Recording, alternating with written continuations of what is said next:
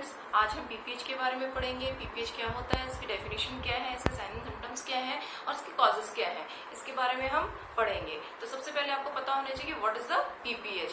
PPH is the excessive bleeding from the genital tract after the birth of the baby till 6 week. After the birth of the baby के बाद से लेके 6 week तक जो genital tract से excessive bleeding होती है, हम उसे कहेंगे पीपीएच। अब पीपीएच और एपीएच में क्या डिफरेंस है? पीपीएच यानी पोस्टपार्टम हेमरेज और एपीएच यानी एंटीपार्टम हेमरेज। अब एंटीपार्टम हेमरेज क्या होता है कि after the 28 weeks of pregnancy and before the birth of the baby जो ब्लीडिंग होती है, हम उसे कहेंगे एपीएच। तो फर्स्ट और सेकंड स्टेज भी एपीएच के अंदर आती है, मतलब कि एंटीपार्टम हेमरेज में आती है। और थर्ड स्टेज में जो ब्लीडिंग होती है उसे हम कहेंगे पीपीएच, और पोस्टपार्टम प्यूपेरियम में जो ब्लीडिंग होगी उसे हम कहेंगे पीपीएच। तो ये डिफरेंस होता है एपीएच और पीपीएच में। अब हम बुकिश लैंग्वेज में अगर देख लें कि डेफिनेशन क्या होती है, तो इसमें क्या है, पीपीएच में क्या है, पोस्टपार्टम हेमरेज में क्या डेफिनेशन है इसकी, excessive bleeding from or into the genital tract following the birth of the baby up to the end of the 6th week of childbirth and blood loss above 500 ml। मतलब कि excessive bleeding होती है from the genital tract following the birth of the baby and 6 week तक जो blood loss होता है उसे हम कहेंगे postpartum hemorrhage। और उसकी जो क्वांटिटी है, जो ब्लड लॉस की क्वांटिटी है, उसे हम मेजर करेंगे आफ्टर 500 ml से जो अबव होगी उसे हम कहेंगे पोस्टपार्टम हेमरेज। अब आप ये जान ले कि नॉर्मल ब्लड लॉस कितना होता है। तो normal blood loss normal vaginal delivery में जो ब्लड लॉस होता है वो होता है 500 ml। और वहीं हम बात करें सिजेरियन सेक्शन की, सिजेरियन सेक्शन में जो नॉर्मल ब्लड लॉस होता है वो 1000 ml होता है। और सिजेरियन हिस्टेक्टमी में नॉर्मल ब्लड लॉस जो होता है वो 1500 ml होता है। अब आप ये देख लीजिए, अगर इतने से ज्यादा ब्लड लॉस हो रहा है तो उसे हम बोलेंगे पीपीएच। अब इंसिडेंस देख लेते हैं हम कि कितना इंसिडेंस देखने को मिलता है ये आज के टाइम में पोस्टपार्टम फीमेल्स के अंदर। तो ये 4 से 6% फीमेल्स में देखने को मिलता है पीपीएच।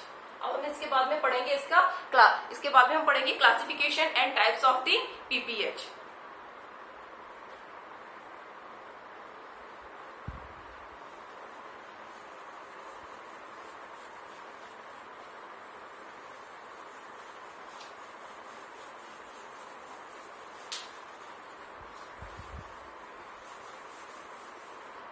क्लासिफाई कैसे किया इसको,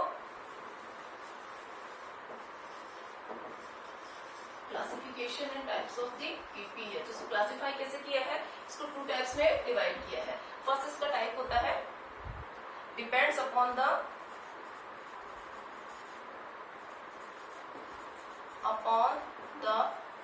अमाउंट ऑफ ब्लड लॉस, कि ये ब्लड लॉस पे डिपेंड करता है कि कितना ब्लड लॉस हुआ है, उसके अकॉर्डिंग इसको डिवाइड किया गया है। नेक्स्ट इसका करता है depends on the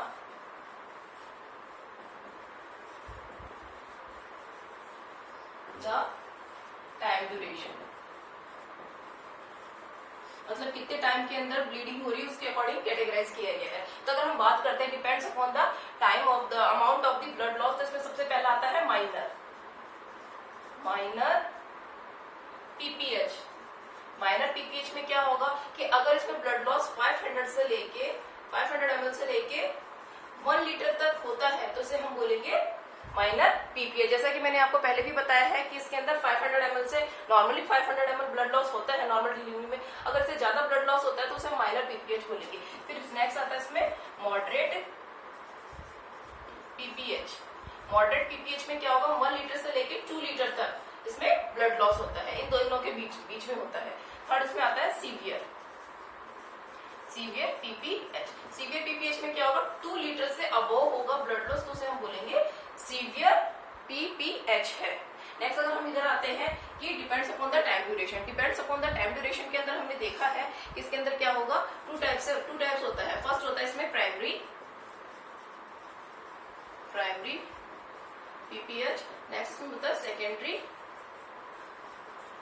PPH. Primary PPH के अंदर क्या होता है कि इसके अंदर जो just after the delivery of the baby से लेके 24 आवर्स के अंदर जो ब्लीडिंग होती है उसे हम कहेंगे प्राइमरी पीपीएच। पीपीएच। और ये मोस्ट प्रोबेबली देखने को ये मिलता है कि after delivery of the baby के बाद 2 घंटे के अंदर, 2 आवर्स के अंदर जो मोस्ट प्रोबेबली इसके अंदर प्राइमरी पीपीएच देखने को, ज्यादा से ज्यादा प्राइमरी पीपीएच देखने को मिलता है 2 आवर्स के अंदर। नेक्स्ट अपन देखते हैं सेकेंडरी पीपीएच के अंदर। सेकेंडरी पीपीएच जो 24 आवर्स के बाद, बेबी के डिलीवरी के 24 आवर्स के बाद से लेके और 6 वीक्स के अंदर, इस ड्यूरेशन के अंदर जो ब्लीडिंग होती है हम उसे बोलेंगे सेकेंडरी पीपीएच। ठीक है बेटा। नेक्स्ट थर्ड आता है इसके अंदर। थर्ड इसके अंदर आता है third stage of haemorrhage. Third stage of haemorrhage एक और ऐड किया गया है इसके अंदर, जिसे हम बोलते हैं कि before the expulsion of the placenta. Before the expulsion of the placenta it's called the PPH. Expulsion होने से पहले ही सेपरेट, जब प्लाजेंटा सेपरेट होता है उसी समय सीवियर ब्लीडिंग होने लग जाती है मोर देन 500 ml, तो उसे हम कहेंगे थर्ड स्टेज ऑफ हेमरेज। तो ठीक है बेटा, प्राइमरी पीपीएच को हम क्या करते हैं, अर्ली पीपीएच भी बोलते हैं, और सेकेंडरी पीपीएच को हम लेट या डिले पीपीएच भी बोलते हैं। तो नेक्स्ट हम अगर बात करें इसके कॉजेस क्या होते हैं, सबसे पहले आप जान लें कि प्लाजेंटा सेपरेट होता है, एंडोमेट्रियम से अटैच होता है प्लाजेंटा, एंडोमेट्रियम से अटैच होता है प्लाजेंटा, एंडोमेट्रियम से यहाँ पे अटैच होता है, जिसे प्रेगनेंसी में हम डेसिडुआ बोलते हैं। तो इस समय यहाँ पे अटैच है। अब सबसे पहले ये धीरे धीरे यहाँ से सेपरेट होगा, सेपरेट होने के बाद डिसेंट होगा, डिसेंट होने के बाद एक्सपल्शन होता है। इसकी 3 स्टेजेस होती है। तो जैसे ही यहाँ से सेपरेट होने लगेगा, डेसिडुआ से सेपरेट होने लगेगा, तो यहाँ पे माइनर यहाँ पे साइनसेस होती हैं, कैपिलरीज होती हैं और ना ब्लड ब्लीडर्स होते हैं, जिनसे वो सेपरेट होने लगता है। सेपरेट होता है जिसके कारण वो जो कैपिलरीज, माइनर कैपिलरीज हैं और ब्लड वेसल्स है, साइनस है, वो क्या करते हैं, टूटने लगते हैं यहाँ से। और जब वो यहाँ से टूटेंगे तो क्या होगा, यहाँ से ब्लीडिंग होना स्टार्ट होगी। लेकिन जो मायोमेट्रियम होती है उसमें क्या कॉन्ट्रेक्शन की एबिलिटीज होती है, उसकी एक फंक्शन होता है, वो कॉन्ट्रैक्ट करता है। तो ये जो ब्लीडर्स होते हैं, इनको कॉन्ट्रेक्शन के कारण वो क्या करता है, नैरोइंग कर देता है, स्पास्म आ जाता है और धीरे धीरे क्या करके वो ब्लीडिंग स्टॉप हो जाती है। अब किसी कारण वंश इसमें कोई एबनॉर्मलिटी हो जाए, कोई उसमें प्रॉब्लम क्रिएट हो जाए और ये सारा एंडोमेट्रियम कॉन्ट्रैक्ट नहीं हो, मायोमेट्रियम में कॉन्ट्रेक्शन की एबिलिटी खत्म हो जाए, उसकी इलास्टिसिटी खत्म हो जाए, तो क्या होगा, वो कॉन्ट्रेक्शन की एबिलिटी उसकी खत्म हो जाएगी, कॉन्ट्रेक्शन नहीं हो पाएगा और जिसके कारण कंटिन्यूसली ब्लीडिंग होगी। तो अब अगर आप बात करें इसके कॉजेस की, इसके कॉजेस क्या होते हैं, इसके मेन 4 कॉजेस होते हैं। Atonic of uterus, first cause होता है एटॉनिक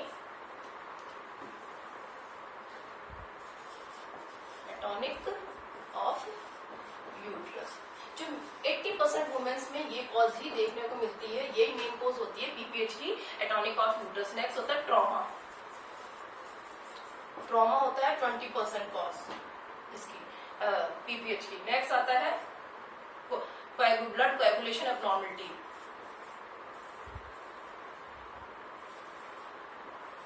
कोएगुलेशन पैथोलॉजी। नेक्स्ट इसके अंदर आता है, अपन ने 3 पढ़ लिया, एटॉनिक यूट्रस पढ़ लिया अपन ने, नेक्स्ट इसमें ट्रॉमा पढ़ लिया अपन ने, और ब्लड कोएगुलोपैथी आ गया। और नेक्स्ट आता है इसके अंदर रिटेन प्लाजेंटा और बाइट, रिटेन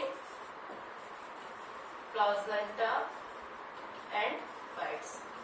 ठीक है। अब अगर अपन पहले कॉज पे जाए जो कि 80% है, इसके बारे में जाने, तो अपन इसके बारे में पढ़ते हैं कि एटॉनिक ऑफ यूट्रस की मेन कॉजेस क्या क्या है और किस कारण हो रही है। इसके बारे में अगर हम जानते हैं तो इसका पहला इसका कॉज होगा कि ग्रैंड मल्टी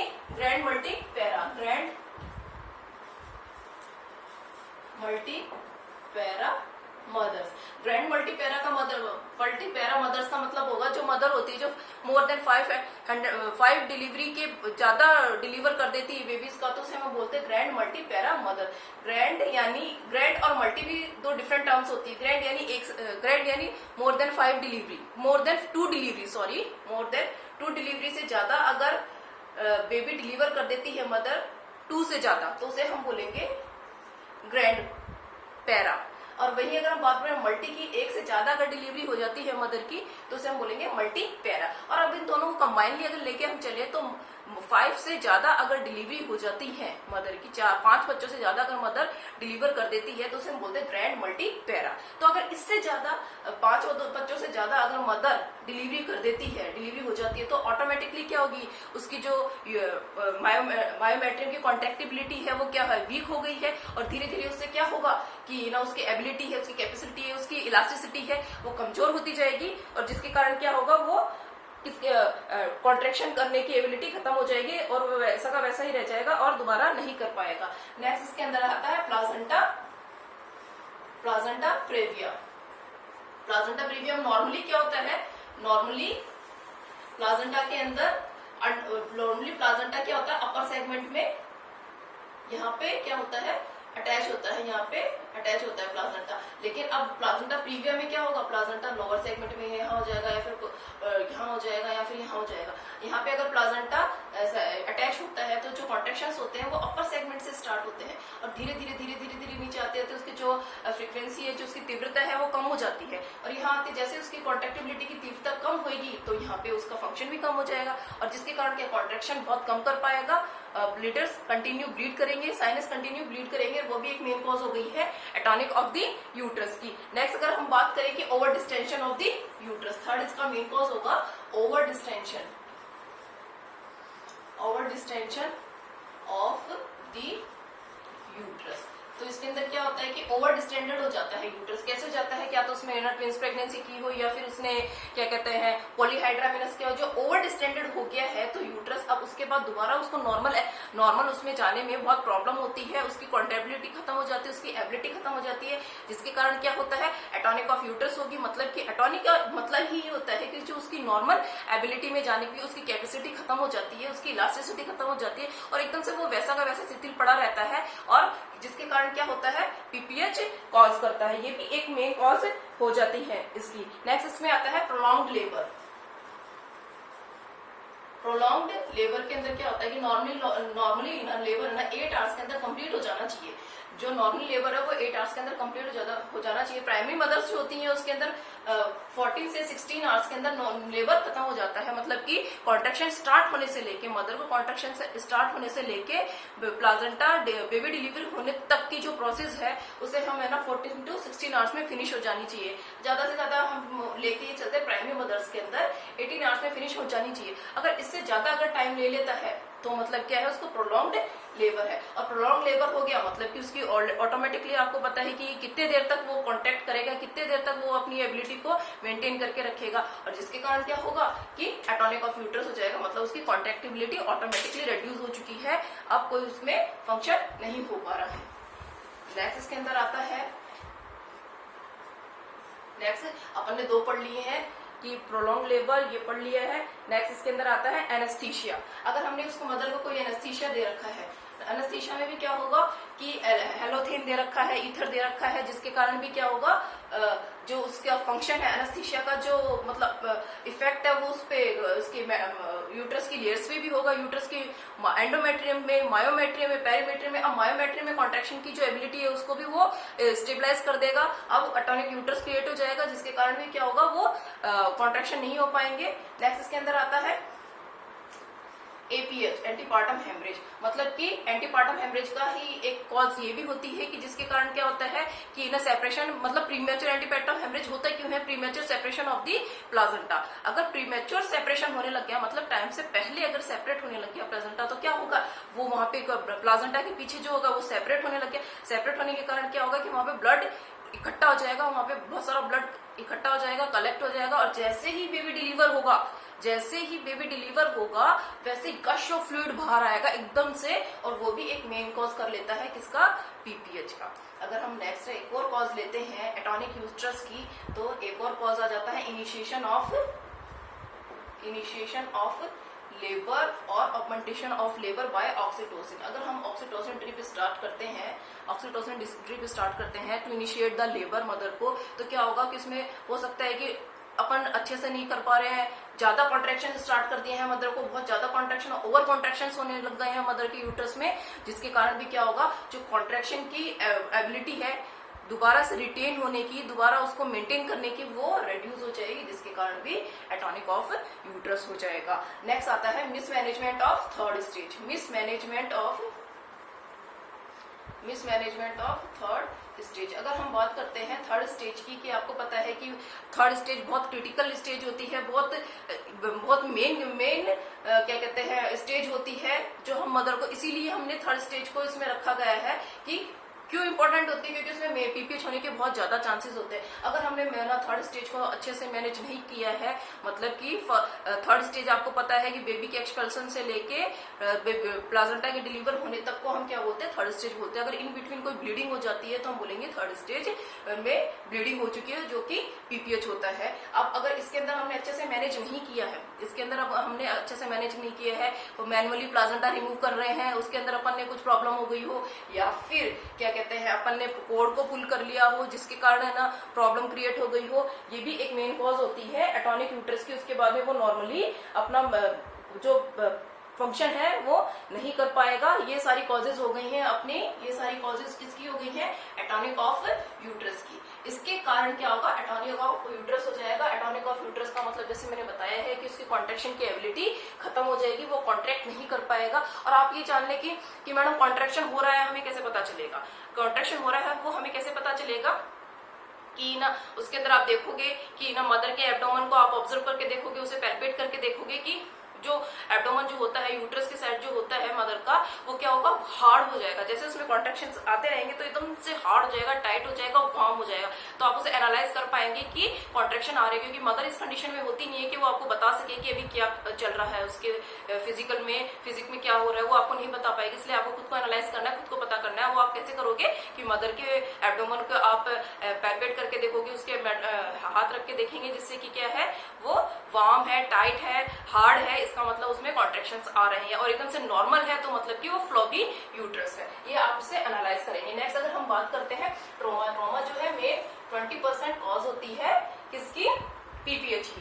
तो ट्रॉमा का क्या रीजन है, कैसे होता है कि अगर हमने ना फोर्सेप्स डिलीवरी कराई है या फिर हमने इंस्ट्रूमेंटल डिलीवरी कराई है, तो उसके कारण भी हो सकता है अंदर कोई इंजरी हो जाए, अंदर कोई इंजरी हो जाए यूट्रस के अंदर, या फिर वजाइना में, पेरिनियम में कहीं पे भी ना टियर हो जाए, जिसके कारण भी क्या होता है, ट्रॉमा हो जाएगा, सीवियर ब्लीडिंग होगी। नेक्स्ट अगर अपन बात करें कि एपिजियोटमी की, अगर एपिजियोटमी की है तो एपिजियोटमी के कारण भी वहां पे हो सकता है सीवियर ब्लीडिंग हो जाए, इंजुरी हो जाए, जिसके कारण भी क्या होता है, ट्रॉमा में आ जाएगा। नेक्स्ट अगर हम बात करें कि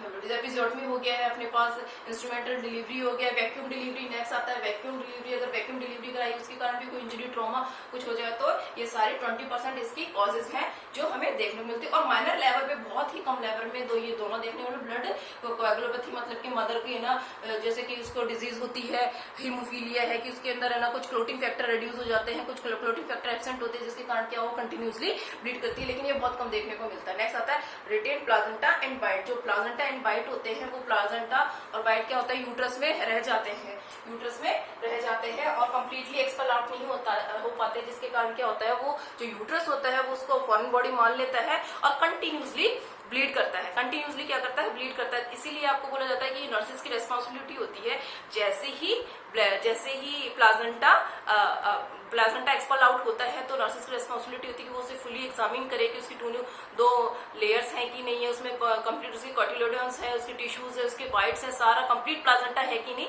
ये नर्सेस की रेस्पॉन्सिबिलिटी होती है। अगर कुछ अंदर इनसाइड रह गया, कुछ बाइट कोई उसकी मेम्ब्रेन अंदर रह गई, तो वो यूट्रस जो है उसको फॉरेन बॉडी मान लेगा और कंटिन्यूसली वो ब्लीड करेगा। इसलिए ये नर्सेस की रेस्पॉन्सिबिलिटी होती है कि वो फुली उसको चेक करके रखे। तो ये सारी इसकी मेन कॉजेज हो गई हैं पीपीएच की। नेक्स्ट हम इसके बारे में पढ़ेंगे, इसके साइन एंड सिम्टम्स के बारे में पढ़ेंगे।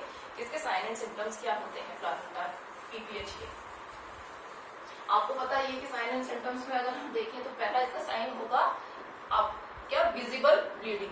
मेन साइन होगा इसमें विजिबल ब्लीडिंग। जो आपको ब्लीडिंग दिखाई दे रही है, विजिबल हो रही है, वो ही इसका एक मेन साइन होगा पीपीएच का। और आप ऐसे ये बोलोगे मैडम हमें कैसा पता चलेगा कि उसको कितना अमाउंट ब्लड लॉस हुआ है, तो ये आप कैसे देख पाएंगे कि जो उसका फीमेल के सैनिटरी पैड्स है वो फुली सॉक्ड फुली सॉक्ड होंगे और वो कितने पैड्स यूज कर रही है उसके अकॉर्डिंग आप एनालाइज कर पाओगे कि उसको कितना अमाउंट ब्लड लॉस हुआ है। नेक्स्ट अपन करते हैं उसकी बात बीपी की। बीपी जो होता है उसका नॉर्मल आपको बीपी पता है 120/80 mmHg होता है। अगर उसका बीपी 60 से सिस्टोलिक बीपी जो 120 इसकी जगह 60 mmHg देखने को मिल रहा है, मतलब पेशेंट किस में है, हाइपोटेंशन में है। पेशेंट किस में है, हाइपोटेंशन में है, मतलब कि उसको ब्लीडिंग हो रही है, उसको ब्लीडिंग सीवियर ब्लीडिंग हो रही है, ये भी एक साइन होता है हेमरेज का, पीपीएच का। नेक्स्ट इसके अंदर आता है अगर अपन देखें पल्स का, जो पल्स होती है नॉर्मली पल्स अपन देखने को मिलते हैं, देखते 70 to 120 100 तक अपन देखते हैं कि नॉर्मल पल्स होती है उसमें एक ह्यूमन बीइंग में 70 से 100 उसकी पल्स रेट होती है। अगर 120 से अबव उसकी पल्स हो जाती है मतलब टैकीकार्डिया है, उसको टैकीकार्डिया है, 120 से अबव उसको पल्स है तो उसे भी हम क्या बोलेंगे, क्या है, उसको पीपीएच है। ये 3 मेन साइन है जिससे हम एनालाइज कर सकते हैं कहीं भी किसी को ब्लीडिंग हो रही है तो कि उसको सीवियर ब्लीडिंग है, उसके 3 मेन साइन है। आगे आई थिंक आपको ये सब समझ में आ गया होगा। अब नेक्स्ट क्लास में अपन पढ़ेंगे इसके मैनेजमेंट, पीपीएच का मैनेजमेंट पढ़ेंगे। Thank you.